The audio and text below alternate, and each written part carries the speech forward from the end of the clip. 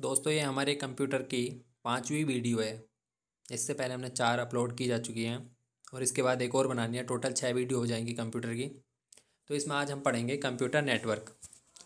Network क्या होता है? नेटवर्क से जुड़े कंप्यूटर में डाटा का आदान प्रदान। तो जो नेटवर्क होता है उसी के माध्यम से हम डाटा किसी को भेज सकते हैं या डाटा को हम प्राप्त कर सकते हैं।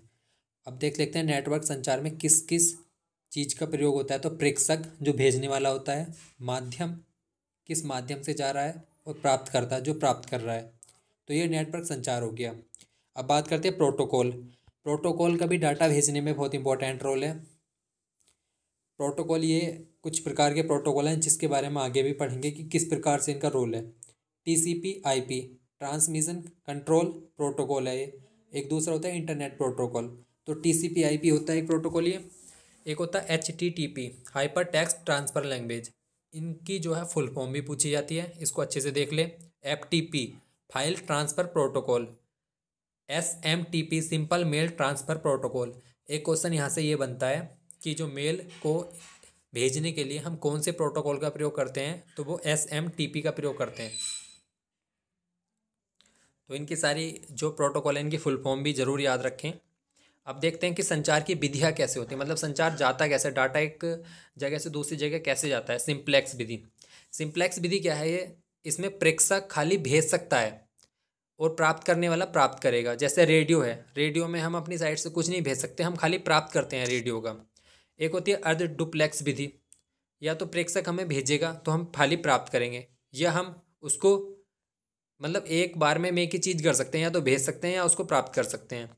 पूर्ण डुप्लेक्स विधि में जो होता है कि दोनों तरफ से भेजा जा सकता है और दोनों तरफ से प्राप्त किया जा सकता है, ये पूर्ण डुप्लेक्स विधि होती है। तो ये संचार की विधियाँ होती हैं कि डाटा जब हम एक जगह से दूसरी जगह भेजते हैं तो उसमें जो विधियाँ यूज होती हैं, तो उसको ये तीनों प्रकार की विधि हैं। अब किस बैंड विड्थ पे होती है यूज, कि जो बीच का जो माध्यम होता है उसमें आवृत्ति होती है, उस किस आवृत्ति पे हम जो है डाटा का संचरण करते हैं, कि कितनी उच्चतम आवृत्ति होती है, किसतम निम्नतम आवृत्ति होती है। जैसे हम मतलब अपने यहाँ टेलीविज़न चलाते हैं, उस पर डिश में भी कि कितनी आवृत्ति पे जो है वो चैनल पकड़ेगा, तो उसको भी देख लेते हैं। पहले इसको देख लेते हैं संचार के माध्यम क्या क्या है। संचार में युग्मतार, कोएक्सियल केबल, प्रकाशीय तंतु, माइक्रोवेव, संचार उपग्रह, ईथरनेट केबल। तो इन सारी चीज़ों का जो संचार माध्यम होता है, प्रेषक जब कोई चीज़ भेजता है और जो प्राप्त करता है उसके बीच की जो सारी चीज़ें माध्यम होती है, उसमें ये सारी चीज़ें यूज होती हैं। तो इसको देख लेते हैं। प्रकाशीय तंतु इंपॉर्टेंट है, इसमें प्लास्टिक या सिलिका का बना होता है। एक सबसे इंपॉर्टेंट क्वेश्चन यहाँ से ये बनता है कि प्रकाशीय तंतु किस सिद्धांत पर कार्य करता है, तो पूर्ण आंतरिक परावर्तन के सिद्धांत पर ये कार्य करता है। इसमें एलईडी लेजर से जो उत्पन्न प्रकाश होता है, जो एलईडी लेजर प्रकाश उत्पन्न करती है, उसको वो एक स्थान से दूसरे स्थान पर ले जाता है, ये इसका कार्य है। फोटो डायोड द्वारा इसे पुनः परावर्तित कर दिया जाता है। तो ये प्रकाशीय तंतु कार्य हो गया। अब संचार उपग्रह जो है कितनी आवृत्ति पे कार्य करते हैं, इसमें बैंड हो गए। सी बैंड पे जो है 4 से 6 गीगा हर्ट्ज हो गया। के यू बैंड पर 11 से 14 गीगा हर्ट्ज हो गया। अब बात करते हैं, 1 गीगा हर्ट्ज जो होता है वो 10⁹ हर्ट्ज के बराबर होता है। इसमें भू स्थितिक उपग्रह का प्रयोग होता है जो 36,000 किलोमीटर की ऊंचाई पर होता है। ये भी क्वेश्चन आ जाता है कि भू स्थितिक उपग्रह कितनी ऊंचाई पर होते हैं, तो 36,000 किलोमीटर की ऊंचाई पर जो है इनको स्थापित किया जाता है। अब बात करते हैं वाईफाई। वाईफाई जो है हम कनेक्ट करते हैं, इंटरनेट भी कनेक्ट करके हम वाईफाई चलाते हैं, वो कितने हर्ट्ज पर कार्य करता है, 2.4 से 5 गीगा हर्ट्ज पर कार्य करता है। 100 मीटर की दूरी तक कार्य कर सकता है। जैसे कोई हॉटस्पॉट खोलता है अपना, तो हम वाईफाई से कनेक्ट करते हैं, तो वो 100 मीटर की दूरी में जो है वो हमें कनेक्ट कर लेता है।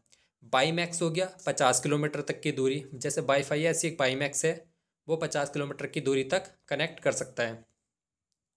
अब बात करते हैं नेटवर्क का वर्गीकरण। ये भी बहुत इंपॉर्टेंट, यहाँ से भी क्वेश्चन बनता है। एक तो इनकी फुल फॉर्म पूछी जाती है। LAN local area network, MAN metropolitan area network, और बैन वाइड एरिया नेटवर्क। तीनों की फुल फॉर्म याद रखनी है। अब इनको डिवाइडेड कितने किलोमीटर तक होते हैं, 1 से 10 किलोमीटर तक के जुड़े कंप्यूटर, ऑफिस, फैक्ट्री, विश्वविद्यालय में ईथरनेट एक लोकप्रिय लैन है। जैसे ये पूछा जाता है कि जो ईथरनेट है वो किसका उदाहरण है, तो ये बहुत इंपॉर्टेंट है। ईथरनेट जो है वो लोकल एरिया नेटवर्क का उदाहरण है। कितने, 1 से 10 किलोमीटर तक ही होता है, बहुत इंपॉर्टेंट। जैसे कोई विश्वविद्यालय है, कोई कैंपस है, या कोई कोई फैक्ट्री वैक्ट्री है उसके अंदर जितना मतलब 1 से 10 किलोमीटर तक का एरिया जो होता है वो लोकल एरिया नेटवर्क के अंतर्गत आता है। और इसका प्रिय उदाहरण है ईथरनेट, ये बहुत अच्छे से याद रखना है। मेट्रोपोलियन जो है, मेट्रोपोलियन में जो है 100 किलोमीटर तक का या कई सारे जो लोकल एरिया नेटवर्क होते हैं उनको जोड़कर metropolitan area network, metropolitan area network बनाया जाता है। अब ban, WAN ban, wide area network इसकी फुल फॉर्म में ये पूछी जाती है। ये किसी महाद्वीप में कई देश या विश्व का इंटरनेट जो है वो हर एक जगह पाया जाता है। ये बैन का उदाहरण है, बहुत इंपॉर्टेंट है, पूछा जाता है इंटरनेट किसका उदाहरण है, तो वाइड एरिया नेटवर्क का उदाहरण है इंटरनेट।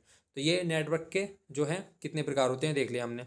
वायरलेस तकनीक, वायरलेस तकनीक में जो है तार का प्रयोग नहीं होता। जैसे वाईफाई है, हम हॉटस्पॉट से कनेक्ट कर रहे हैं, या ब्लूटूथ है, उसमें भी हम मतलब वायरलेस तकनीकी तो है वो, उससे हम डाटा अपने मतलब दूसरी जगह से अपने पास ले लेते हैं। तो ये इसके उदाहरण हो गए। तो WLAN जो है वायरलेस लैन पर आधारित होता है। वाईफाई जो है इसका एग्जाम्पल है। इंपॉर्टेंट फैक्ट देख लेते हैं। जो ईथरनेट है जो सबसे पहला कंप्यूटर नेटवर्क है, इस तरीके से वो जाता है कि पहला कंप्यूटर नेटवर्क कौन सा है, तो ईथरनेट है। और किसका उदाहरण है, लैन का। बैन का उदाहरण क्या है, इंटरनेट। और वायरलेस लैन का उदाहरण है वाईफाई। मतलब वायरलेस तो है ही, इसमें कोई वायर नहीं है, और लोकल एरिया नेटवर्क भी है। अब बात करते हैं कुछ इंपॉर्टेंट ये भी है। ARPANET जो है विश्व का पहला बैन है। इंटरनेट तो इसका उदाहरण है, लेकिन ARPANET क्या है, विश्व का पहला बैन है, वाइड एरिया नेटवर्क। ARNET जो है वो शिक्षा के क्षेत्र में बैन है। मतलब जो शिक्षा के क्षेत्र में बैन जो है वाइड एरिया नेटवर्क है वो ARNET है, ठीक है। निकनेट जो है प्रत्येक जिले को आपस में जोड़ता है। स्विफ्ट जो है वो अंतर्राष्ट्रीय स्तर पर बैंकों को जोड़ता है। ये बहुत इंपॉर्टेंट है, सारे देख लेना। अब बात करते हैं कि जो कंप्यूटर होते हैं नेटवर्क टोपोलॉजी में वो जुड़े हुए कैसे रहते हैं। वो इस प्रकार से जुड़े होते हैं, स्टार, बस, रिंग, ट्री और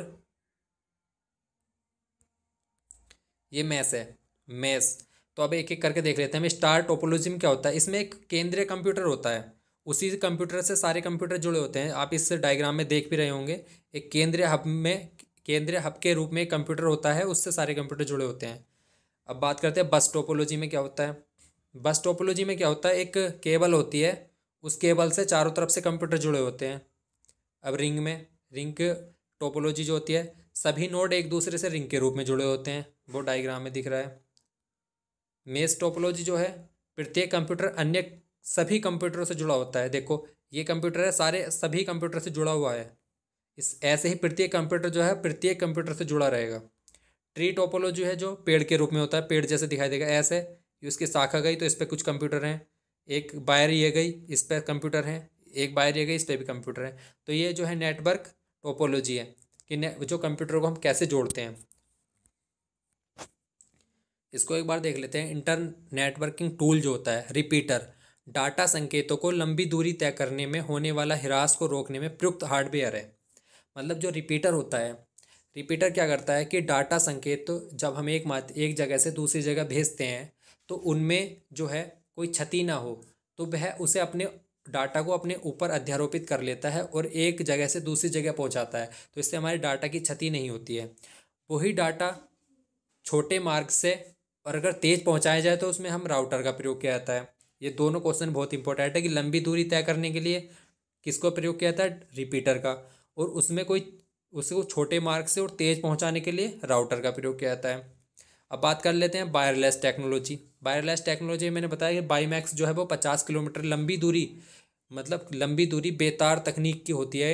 मतलब इसमें लंबी दूरी में हम तार का प्रयोग नहीं करते। कि सबसे लंबी दूरी में वायरलेस टेक्नोलॉजी कौन सी है, तो वो है वाईमैक्स। 1 Gbps जो होती है, 1 GB पर सेकेंड इसका डाटा स्थानांतरण की गति है।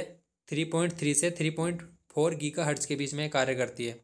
वायरलेस लोकल लूप जो है, वायरलेस के साथ टेलीफोन की सुविधा देती है। मतलब जो हम टेलीफोन एक जगह से दूसरी जगह बात कर लेते हैं तो वायरलेस लोकल लूप। ब्लूटूथ हम इसके बारे में जानते हैं, रेडियो तरंगों का इसमें प्रयोग होता है।